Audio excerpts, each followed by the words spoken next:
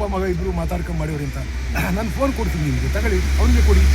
ನಾನು ಲಾಸ್ಟ್ ನಿನ್ನೆ ಮಾತಾಡಿದ್ರೆ ಅವನಿಗೆ ಲಾಸ್ಟ್ 3 months ಅವ್ನು ಮದುವೆ ಆದಮೇಲೆ ನಾನು ಒಂದೇ ಒಂದು ಫೋನ್ ಅವನಿಗೆ ಮಾಡಿಲ್ಲ, ಅವನು ನನಗೆ ಮಾಡಿಲ್ಲ. ನಾನು ಮೊಬೈಲ್ ಕೊಡ್ತೀನಿ ನೋಡಿ. ನಾನು ಏನಾರು ಅವನಿಗೆ ಒಂದು ಮೊಬೈಲು 3 ತಿಂಗಳಲ್ಲಿ ಮಾಡಿದರೆ ನಾನು ರಾಜೀನಾಮೆ ಕೊಟ್ಟು ಹೋಗ್ತೀನಿ. ಅದಕ್ಕೆ ಅವನು ರಾಜಕೀಯ ಅದು ಸುಳ್ಳಾದರೆ ರಾಜಕೀಯ ಇದರಿಂದ ನಿವೃತ್ತಿ ಆಗ್ತಾನೆ ಕೇಳಿ, ರಾಜಕೀಯ ರಂಗದಿಂದ ನಿವೃತ್ತಿ ಆಗ್ತಾನೆ ಕೇಳಿ. ಸುಮ್ಮನೆ ಈ ಥರ ಎಲ್ಲ ಸಿಳ್ಳಿ ಥರ ಮಾತಾಡಬಾರ್ದು. ಇದು ಯಾರ ಕುತಂತ್ರ ಅಂತ? ಇದು JDS ಕುತಂತ್ರನಾ ಕಾಂಗ್ರೆಸ್? ಅದ್ರ ಬಗ್ಗೆ ನನಗೆ ಐಡಿಯಾ ಇಲ್ಲ. ನಾನು ಅವನು ಮುಖದರ್ಶನ ಮಾಡಿಲ್ಲ. ನಾನು ಅವನು ಯಾವ ಊರು ಎಲ್ಲಿ ಓಡಾಡ್ತಾನೆ, ಅವ್ನು ಯಾವ ದಾಸೆ ಅಂತಲೇ ಗೊತ್ತಿಲ್ಲ ನನಗೆ. ನಾನು ನಮ್ಮ ತಾಯಿ ನನಗೆ ಎತ್ಬಿಟ್ಟು ಮರ್ಕ ಹಾಕಿವ್ರು ಗಂಡು ಮಗ ಅಂತ ಹೇಳ್ಬಿಟ್ಟು ನನ್ನೇನು ಹೆಣ್ಮಗ ಅಂತ ಹಾಕಿವ್ರು. ನಿಮ್ಮನ್ನೆಲ್ಲ ನಿಮ್ಮ ತಾಯಿ ಎತ್ತ ಮೇಲೆ ಮರಕೆ ತಾನೇ ಹಾಕೋದು. ಎಲ್ಲ ಇಲ್ಲಿ ಸೆಂಡ್ರವ್ರು ಯಾರು ಎಲ್ಲರೂ ಗಂಡ್ರೆ ಅವ್ರವ್ರ ಗಂಡಸ್ತಾನೆ ಇರೋರು, ಅವ್ರವ್ರ ಯೋಗ್ಯತಾನುಸಾರ ಎಲ್ಲರಿಗೂ ಗಂಡಸ್ತಾನೆ ಇರುತ್ತೆ, ಒಬ್ಬನಿಗೆ ಇಲ್ಲ. ಇದೆಲ್ಲ ರಾಜಕೀಯದಾಗೆ ವೈಯಕ್ತಿಕವಾಗಿ ನಿಂದೆ ಮಾಡ್ತಕ್ಕಂಥದ್ದು, ಅದಕ್ಕೆ ಬೇಕಾಗಿರ್ತಕ್ಕಂಥ ಡಾಕ್ಯುಮೆಂಟ್ಸ್ ಇದ್ದರೆ ಮಾತಾಡಿ. ನಾನು ಯಾವುದೇ ವಿಚಾರಕ್ಕೆ ಯಾವನ ವಿಚಾರಕ್ಕೂ ಹೋಗಲ್ಲ. ನಾನು ನಿಮ್ಮ ಎಲೆಕ್ಷನ್ ಟೈಮಲ್ಲಿ ನೋಡಿದರೆ, ನಾನು ಮತದಾರರು ಮನೆ ಬಾಗಿಲಿಗೆ ಹೋಗಿ ಓಟ್ ಕೇಳೋದು ಬಿಟ್ಟರೆ ಎದುರುಗಡೆ ನಿಂತ್ಕೊಂಡಿರೋ ವ್ಯಕ್ತಿ ಬಗ್ಗೆನೇ ಯಾವತ್ತೂ ಮಾತಾಡಿಲ್ಲ.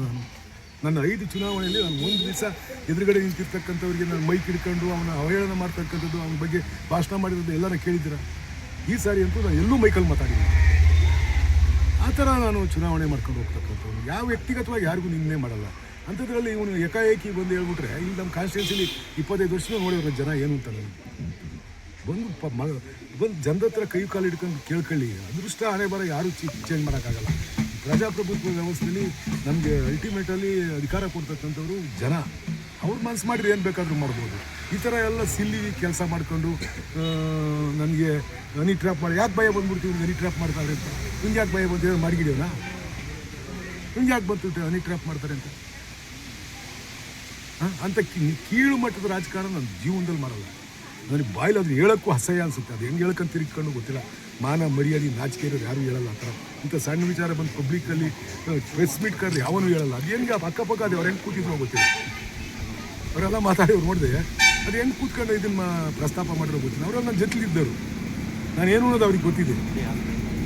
ಈ ಥರ ನೀಚ ರಾಜಕಾರಣ ನನ್ನ ಜೀವನದಲ್ಲಿ ಮಾಡಿಲ್ಲ, ಮುಂದೂ ಮಾಡಲ್ಲ. ಪಾಲಿಟಿಕ್ಸಿಂದ ನಿವೃತ್ತಿ ಆದರೂ ಕೂಡ ನಾನು ಇಂಥ ಹಲ್ಕ ಕೆಲಸ ಮಾಡ್ಕೊಂಡು ರಾಜಕೀಯ ಮಾಡಬೇಕು ಅಂತ ಪ್ರಮೇಯನೇ ನನಗೆ ಉದ್ಭವ ಆಗಿಲ್ಲ, ಮಾಡೋದು ಇಲ್ಲ. ರೂಪಾಯಿ ಹಾಕಿದ್ದೀವಿ. ಅದೇನಾಯಿತು ಅಂದರೆ ಫಸ್ಟು ವೈಟ್ ಟ್ಯಾಪಿಂಗು ಅಪ್ರೂವಲ್ ಆಯಿತು. ಆಮೇಲೆ ಅಲ್ಲಿರ್ತಕ್ಕಂಥ ಕಂಬಗಳು ಶಿಫ್ಟಿಂಗ್ ಮಾಡೋಕ್ಕೆ ಮತ್ತು ಚರಂಡಿ ಮಾಡೋಕ್ಕೆ ಆಮೇಲೆ ಅಪ್ರೂವಲ್ ಆಯಿತು. ಈಗ ಇವತ್ತು ನಾಳೆಗೂ ಡೆಲ್ಲಿಗೆ ಹೋಗುತ್ತೆ ಅದು ಫೈಲು.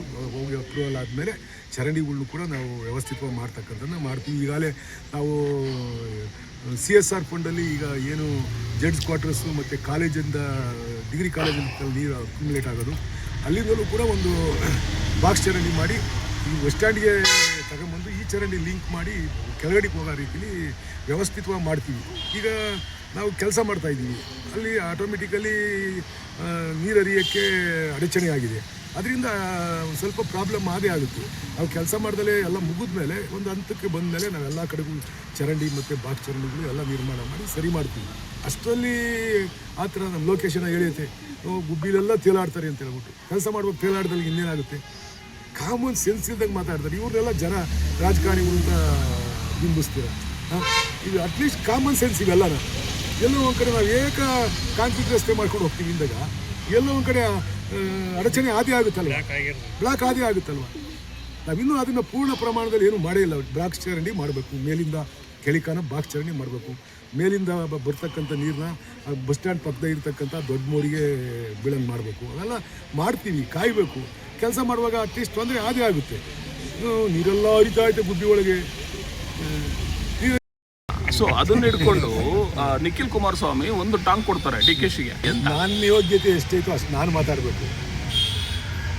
ನಿಖಿಲ್ ಕುಮಾರಸ್ವಾಮಿ ಯೋಗ್ಯತೆ ಎಷ್ಟೈತೋ ಅಷ್ಟು ಅವ್ರು ಮಾತಾಡಬೇಕು. ಯೋಗ್ಯತೆ ಮೀರಿ ಮಾತಾಡಿದಾಗ ಅದು ಹೆಂಗಾಗುತ್ತೆ ಹೇಳಿ ನೋಡೋಣ, ಹೆಂಗಾಗುತ್ತೆ?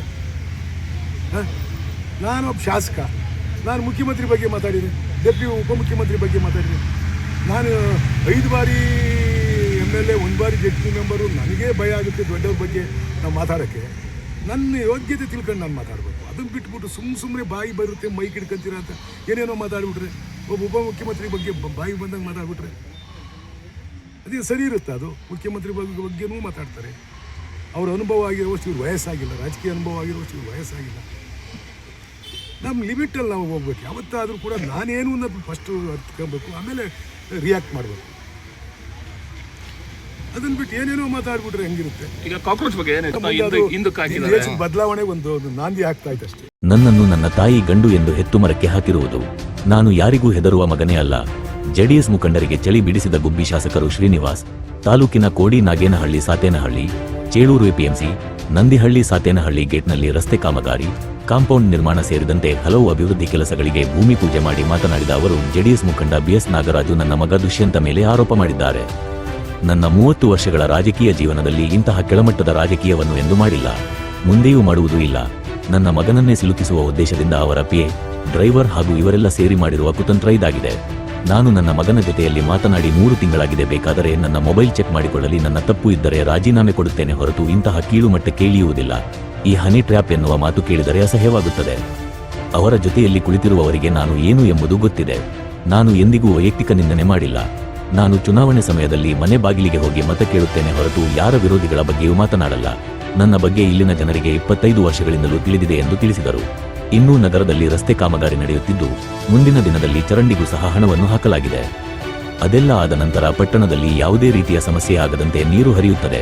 ಕೆಲಸ ಮಾಡುತ್ತಿರುವಂತಹ ಸಂದರ್ಭದಲ್ಲಿ ಮಳೆ ಬಂದಾಗ ರಸ್ತೆಯಲ್ಲಿ ನೀರು ನಿಲ್ಲುತ್ತಿರುವುದು ಸಾಮಾನ್ಯವಾಗಿದೆ ಎಂದು ತಿಳಿಸಿದರು. ಗ್ರಾಮೀಣ ಭಾಗದಲ್ಲಿ ಆರೋಗ್ಯ ಸುಧಾರಿಸುವ ನಿಟ್ಟಿನಲ್ಲಿ ಆಯುಷ್ ಆಸ್ಪತ್ರೆಯ ಕಟ್ಟಡಗಳನ್ನು ನಿರ್ಮಾಣ ಮಾಡುತ್ತಿದ್ದು, ಇಲ್ಲಿಗೆ ಬೇಕಾದ ಎಲ್ಲಾ ರೀತಿಯ ಸೌಲಭ್ಯಗಳನ್ನು ಮತ್ತು ವೈದ್ಯರನ್ನು ನೇಮಕ ಮಾಡಲಾಗುತ್ತದೆ ಎಂದು ತಿಳಿಸಿದರು. ಇದೇ ಸಂದರ್ಭದಲ್ಲಿ ಹಲವು ಮುಖಂಡರು, ಕಾರ್ಯಕರ್ತರು, ಎಪಿಎಂಸಿ ಅಧಿಕಾರಿಗಳು, ಗ್ರಾಮಸ್ಥರು, ಸಾರ್ವಜನಿಕರು ಹಾಜರಿದ್ದರು. ಗುಬ್ಬಿ ತಾಲೂಕಿನ ಹಲವು ಭಾಗದಲ್ಲಿ ಅಭಿವೃದ್ಧಿ ಕಾರ್ಯಕ್ಕೆ ಚಾಲನೆ ನೀಡಲಾಯಿತು. ಪಬ್ಲಿಕ್ ನ್ಯೂಸ್ ಕನ್ನಡ, ಗುಬ್ಬಿ.